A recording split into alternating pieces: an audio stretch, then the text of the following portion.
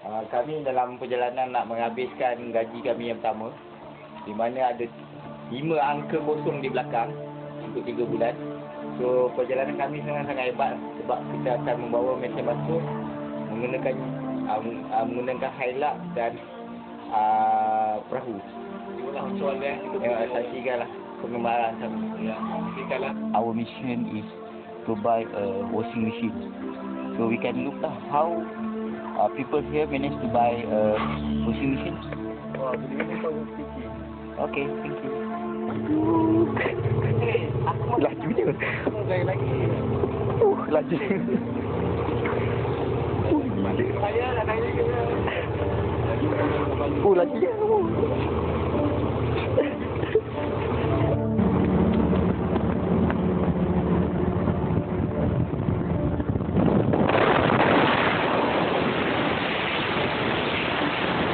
We are on the way by Highland from Long Menjawah to Bintulu. It's about more than 100 kilometers.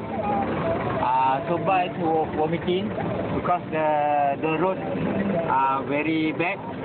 So I think about 1 hour we reach Bintulu. Okey, sekarang ni kawan kita sedang menggocok duit untuk melihat baki akaun ni pada masa kini ya. Ya, Cik Mama Afi? Boleh?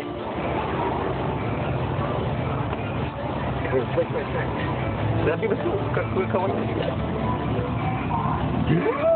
Okey. Okey, betul tidak? Yeah.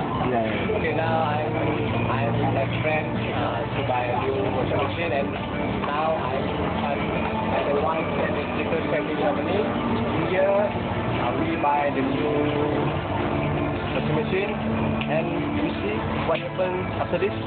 What different we got, and this is just all the price. Okay, bye.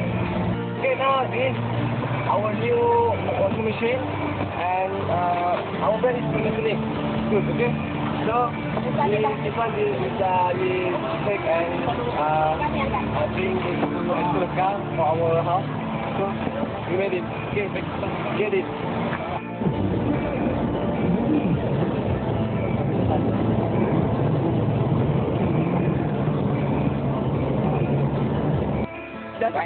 Right now we at the Long Menjawah. So here, we just Long Menjawah. So here Apo just bring this washing machine by our this officer. So we using 2 boats because many things we carry out. So right now we go to Segaham lah. So right now going to Dak. So it's quite difficult to bring this thing to our school lah, our house.